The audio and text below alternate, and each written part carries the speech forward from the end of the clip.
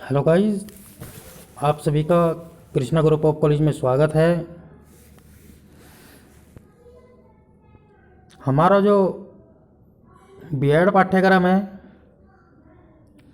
उसके अंतर्गत हमारा जो कृष्णा ऑफ ग्रुप है, कृष्णा कॉलेज ऑफ ग्रुप है, उसमें बीएड पाठ्यक्रम का जो 2 इयर्स प्रोग्राम है वह भी संचालित है। आपके लिए एजुकेशन का बहुत ही अच्छा संस्थान है। हमारा जो बीएड 2 इयर्स प्रोग्राम है, जिसके अंतर्गत हम आज अपनी इस वीडियो में BEd second year paper code E530, हमारा पेपर का नाम है पर्यावरण शिक्षा यानी कि इन्वायरमेंट एजुकेशन, उस पर अध्ययन करेंगे। यह जो हमारा इन्वायरमेंट एजुकेशन है कंपलसरी पेपर नहीं होता है, यह ऑप्शनल पेपर होता है। इस पेपर को हम एक ऐच्छिक विषय के रूप में लेते हैं। यह हमारे बीएड सेकेंड ईयर का जो सिलेबस है उसके अंतर्गत आता है। हम अपने आज की इस वीडियो में पर्यावरण शिक्षा के अंतर्गत यानी एनवायरनमेंट एजुकेशन के अंतर्गत पर्यावरण के तत्व यानी कि हमारा जो आज का टॉपिक रहेगा वह रहेगा पर्यावरण के तत्व, एलिमेंट्स ऑफ इन्वायरमेंट। हमारे पर्यावरण के कौन कौन से तत्व हैं? नंबर 1, भौतिक या प्राकृतिक पर्यावरण, फिजिकल और नेचुरल इन्वायरमेंट। हमारा जो भौतिक या प्राकृतिक पर्यावरण है इसके अंतर्गत हम अनेक तत्वों को सम्मिलित करते हैं। जैसे हम इसके अंतर्गत वे समस्त भौतिक शक्तियाँ, तत्व, क्रियाएं सम्मिलित करते हैं या की जा सकती है जिनका प्रत्यक्ष प्रभाव मानव के क्रियाकलापों पर पड़ता है। हमारा जो भौतिक पर्यावरण है उसके अंतर्गत वही की क्रियाएं या तत्व सम्मिलित किए जाते हैं, वही शक्तियाँ सम्मिलित की जाती है जिनका प्रभाव मानव के क्रियाकलापों यानी कि जो मानव क्रियाकलाप करते हैं उन पर पड़ता है। भौतिक शक्तियों में पृथ्वी की गतियाँ होती हैं कि पृथ्वी पर जो हमारी पृथ्वी है वो किस प्रकार से गति करती है। सूर्य ताप है यानी कि सूर्य तप है। गुरुत्वाकर्षण बल कि अगर हम कोई वस्तु आकाश की ओर फेंकेंगे तो वह वापस पृथ्वी पर ही आता है, तो वह सभी गुरुत्वाकर्षण बल के कारण ही होता है। भूकंप है एवं ज्वालामुखी क्रियाएं, भूपटल की गतियां तथा प्राकृतिक तथ्यों से संबंधित सभी दृश्य सम्मिलित किए जाते हैं। इन शक्तियों द्वारा भूतल पर अनेक क्रियाओं का जन्म होता है। जो भौतिक शक्तियां हैं उनके द्वारा हमारी जो पृथ्वी है उसका जो भूपटल है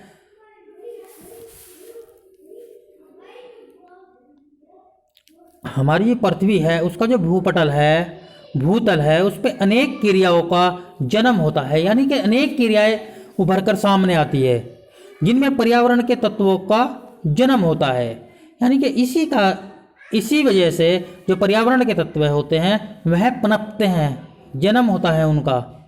इन शक्तियों अथवा क्रियाओं तथा तत्वों को सम्मिलित प्रभाव मानव के क्रियाकलापों पर पड़ता है। ये जो इस प्रकार की शक्तियाँ होती हैं उनकी जो क्रियाएं होती है और तत्वों का जो सम्मिलित प्रभाव होता है वह जो मानव क्रियाकलाप करता है उन पर पड़ता है।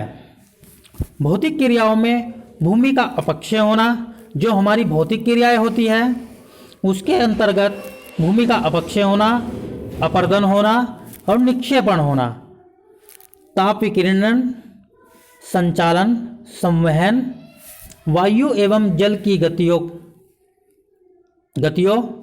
जीवधारियों की उत्पत्ति तथा उनका विकास एवं विनाश आदि क्रियाएं सम्मिलित है। यानी कि हमारी जो भौतिक क्रियाएं हैं उसके अंतर्गत भूमि पर बहुत से परिवर्तन देखने को मिलते हैं, जैसे अपक्षय होता है, निक्षेपण होता है, ताप विकिरण होता है, अपर्दन होता है। इस प्रकार की क्रियाएं जो हैं, अनेक क्रियाएं जो हैं वह हमें देखने को मिलती है।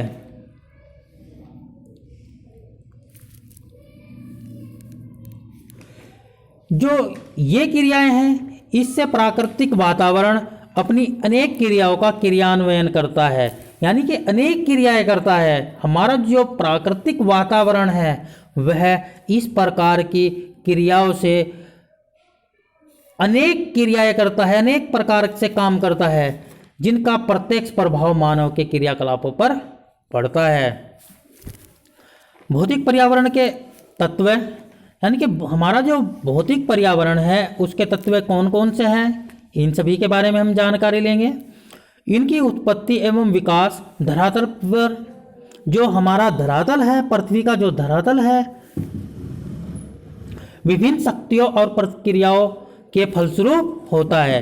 यानी कि कई शक्तियाँ और कई बहुत सारी क्रियाओं के सम्मिलित रूप के कारण होता है। जैसे कि नंबर 1, भौगोलिक स्थिति। हमारी जो भौतिक पर्यावरण के तत्व हैं, फिजिकल और नेचुरल इन्वायरमेंट्स हैं, उसमें भौगोलिक स्थिति, यानी कि हमारी पृथ्वी की भौगोलिक स्थिति कैसी है, महासागर और तट, ये सभी चीज़ें आती हैं। नदियाँ और झीलें, मिट्टियाँ, खनिज पदार्थ, ऊंचावच। हमारा जो पृथ्वी का ऊंचावच है कैसा है, ये सभी जो तत्व हैं यह हमारे भौतिक पर्यावरण के अंतर्गत आते हैं।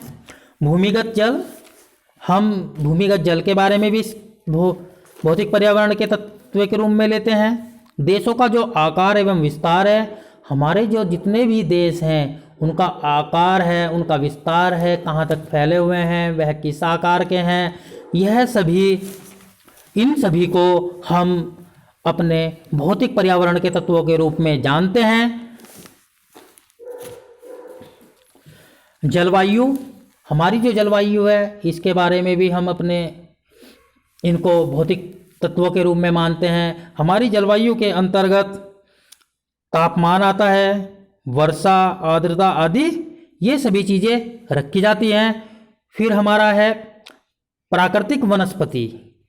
जो हमारी प्राकृतिक वनस्पति है, जितनी भी प्रकार की हमारी प्राकृतिक वनस्पति है, वह चाहे छोटी हो, बड़ी हो, सदाबहार वनस्पति हो, किसी भी प्रकार की हो, वह सभी हमारे भौतिक पर्यावरण के तत्व के रूप में ही जानी जाती है।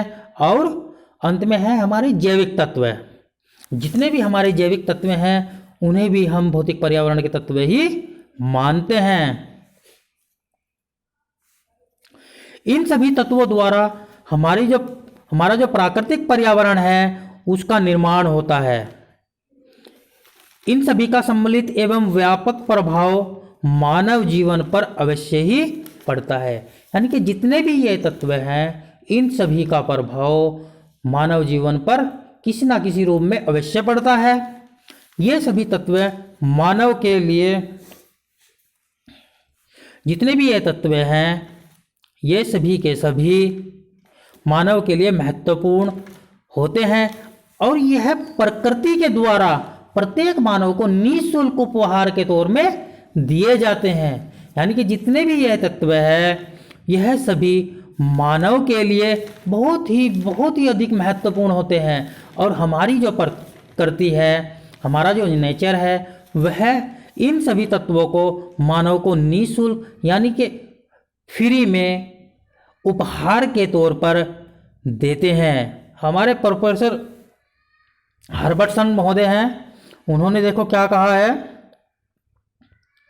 प्रोफेसर हर्बर्टसन के अनुसार भौतिक शक्तियों का मानव पर इतना अधिक प्रभाव पड़ता है, हमारी जो भौतिक शक्तियां हैं उनका मानव क्रियाकलापों पर या मानव पर इतना अधिक प्रभाव पड़ता है कि वह मानव जीवन एवं उनके क्रियाकलापों में स्पष्ट दिखाई पड़ते हैं।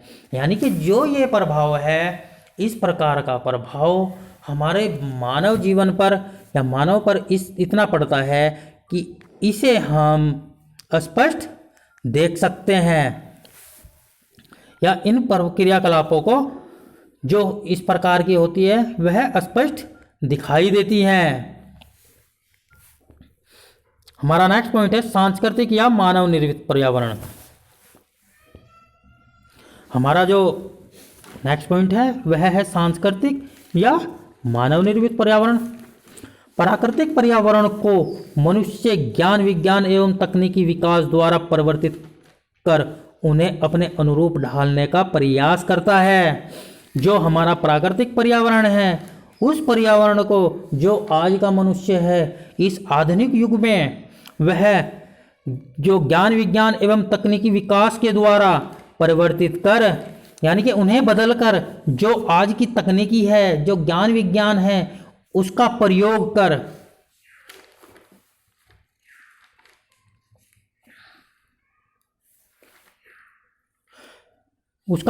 कर उन्हें बदलकर अपने अनुरूप ढालने का प्रयास करता है। यानी कि जितने भी प्राकृतिक तत्व हैं, पर्यावरण है के तत्व हैं, उन सभी को आज का जो मानव है इस आधुनिक युग में वह ज्ञान विज्ञान का सहारा लेकर, तकनीकी का सहारा लेकर उन्हें अपने रूप ढालता चला आ रहा है या ढालने का प्रयास करता है।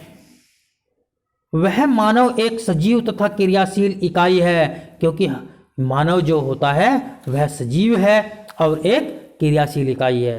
भूमि को जोतकर कृषि करना, उसमें नहरें, रेलपथ एवं सड़कें बनाना, वनों को साफ करना, पर्वतों को काटना, सुरंगें बनाना, नवीन बस्तियां बसाना, विभिन्न इमारतों का निर्माण करना, भूगर्भ से खनिज पदार्थों का शोषण करना, उद्योग धंधे स्थापित करना आदि मानवीय क्रियाकलापों के कुछ प्रमुख उदाहरण हैं। इस प्रकार की ये जो उदाहरण है, इनसे स्पष्ट हो जाता है कि जो मानव है वह प्राकृतिक तत्वों का किस प्रकार से ज्ञान विज्ञान की तकनीकी की सहायता से उपयोग कर अलग अलग प्रकार के क्रियाकलाप करता है। इस प्रकार मानव एक केंद्रीय कारक है। हमारा जो मानव है वह केंद्रीय कारक है। मानव निर्मित इस प्रकार के पर्यावरण को सांस्कृतिक या प्राविधिक पर्यावरण के नाम से पुकारा जाता है। हमारा जो मानव है जो इस प्रकार की क्रियाकलाप कर रहा है, उसी के द्वारा उससे जो निर्मित है, जो वह अपनी उपयोग के लिए, अपने जीवन निर्वाह के लिए कार्यक्रम करता है, उन सभी को हम सांस्कृतिक या मानव निर्मित पर्यावरण कहते हैं। सो गाइस, हम आगे देखते हैं। मानव निर्मित जो हमारा पर्यावरण है उसमें विभिन्न शक्तियाँ, तत्व एवं प्रक्रियाएं क्रियाशील रहती है। यानी कि हमारा जो मानव निर्मित पर्यावरण है, जो मानव अपने उपयोग के लिए यानी कि पर्यावरण का निर्माण करते हैं, उसके अंदर जो विभिन्न शक्तियाँ एवं तत्व हैं, प्रक्रियाएं हैं, वह क्रियाशील रहती है। सांस्कृतिक वातावरण की शक्तियों में विशेष के जनसमूह के विभिन्न पहलुओं, यानी कि हमारा जो सांस्कृतिक वातावरण है उसकी जो शक्तियाँ है, उसका जो क्षेत्र है, उसके विशेष जनसमूह के विभिन्न पहलू हो सकते हैं। यानी कि विभिन्न पहलू हैं, जैसे जनसंख्या। हमारी जो आज की अगर युग देखा जाए, इसमें जनसंख्या बहुत ही तीव्र गति से बढ़ रही है। जनसंख्या, वितरण, लिंग, स्वास्थ्य, शिक्षा, तकनीकी आदि को सम्मिलित किया जाता है। यानी कि हमारी जो सांस्कृतिक पर्यावरण की शक्तियों के क्षेत्र हैं, वह विशेष जनसमूह के विभिन्न पहलू हो सकते हैं। इन पहलुओं के अंतर्गत हम जनसंख्या, वितरण, लिंग, स्वास्थ्य, शिक्षा, तकनीकी आदि को सम्मिलित किया जाता है। सांस्कृतिक प्रक्रियाओं के अनेक पोषण, यानी कि हमारी जो सांस्कृतिक क्रियाएं होती है उसके अंतर्गत पोषण, समूहीकरण, पुनः उत्पादन, प्रभुत्व आदि को सम्मिलित किया जाता है।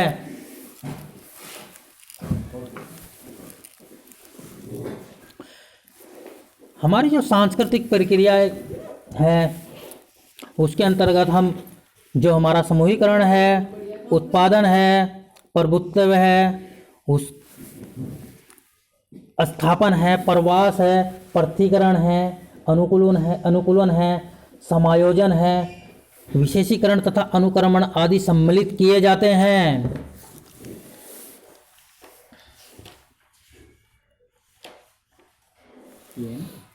हमारे जो प्राथमिक या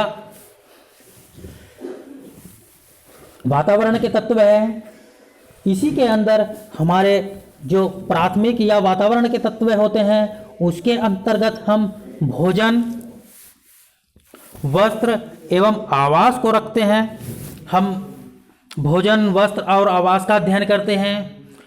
आर्थिक व्यवसाय के जो हमारे प्रतिरूप हैं वह हमारे प्राथमिक, द्वितीयक एवं तृतीय व्यवसाय, यानी कि हमारे जो प्राथमिक, द्वितीय या तृतीय व्यवसाय हैं उन सभी को हम इसके अंतर्गत रखते हैं। उसमें हम खाद्यान्न संग्रहण करना, यानी कि जो खाद्य वस्तुएं हैं उनको सुरक्षित रखते हैं, उनको प्राप्त करके संग्रहण इकट्ठा करते हैं, भंडारित करते हैं। आखेट करना, यानी कि शिकार करना। हम पहले जो लोग बाग थे वह आखेट के द्वारा ही अपना जीवन यापन करते थे। वह एक स्थान से दूसरे स्थान तक शिकार की तलाश में चले जाते थे। मछली पकड़ना, आज भी हमारा बहुत बड़ा जनसमूह मछली उद्योग में लगा हुआ है, जो कि समुद्रों से मछली पकड़ने का कार्य करता है। निर्माण उद्योग को ही ले लीजिए, निर्माण उद्योग करना।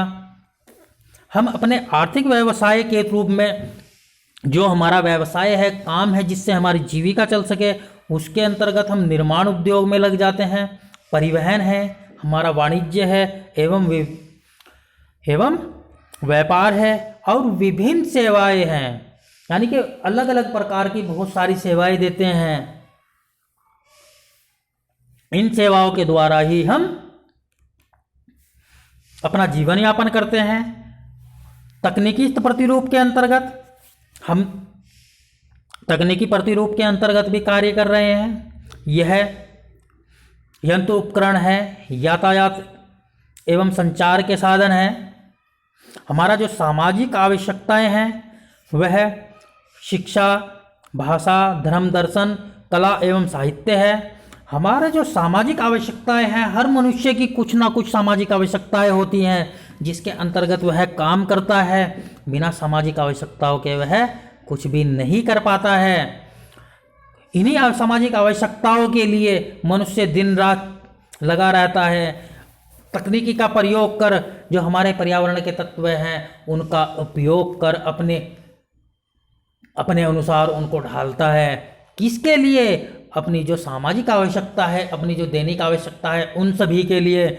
हम सामाजिक आवश्यकताओं में शिक्षा को रख सकते हैं, भाषा है, हमारा धर्म है, दर्शन है, कला एवं साहित्य आदि की शिक्षा है। फिर है हमारा सामाजिक संगठन। हमारे जो सामाजिक संगठन है यह भी हमारे सांस्कृतिक तत्वों के अंतर्गत आते हैं या मानव निर्मित पर्यावरण के अंतर्गत आते हैं। इसके अंतर्गत हम समुदाय हैं, यानी कि बहुत सारे संगठन हैं जिन्हें हम समुदाय कह सकते हैं।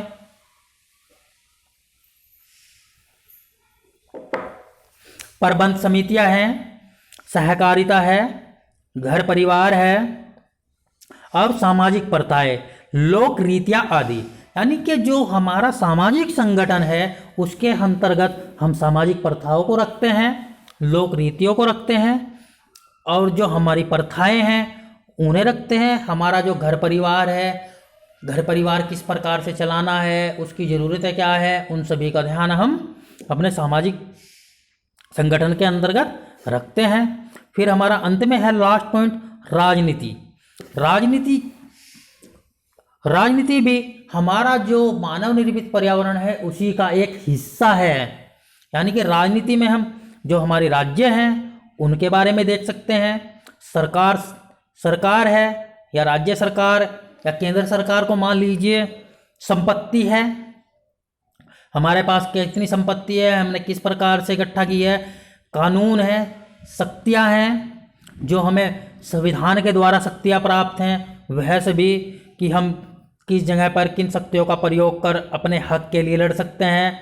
जनमत है, यानी कि जनमत के लिए हम कहीं भी एक अच्छे काम के लिए जनसभा बुला सकते हैं, उन्हें संबोधित कर सकते हैं। एवं अंतर्राष्ट्रीय संबंध आदि, यानी कि हमारे एक देश से दूसरे देश में कैसे संबंध है, अंतर्राष्ट्रीय संबंध के अंतर्गत आते हैं। हम अपने इन्हीं संबंधों के कारण आज व्यापार में बहुत ही तरक्की कर चुके हैं।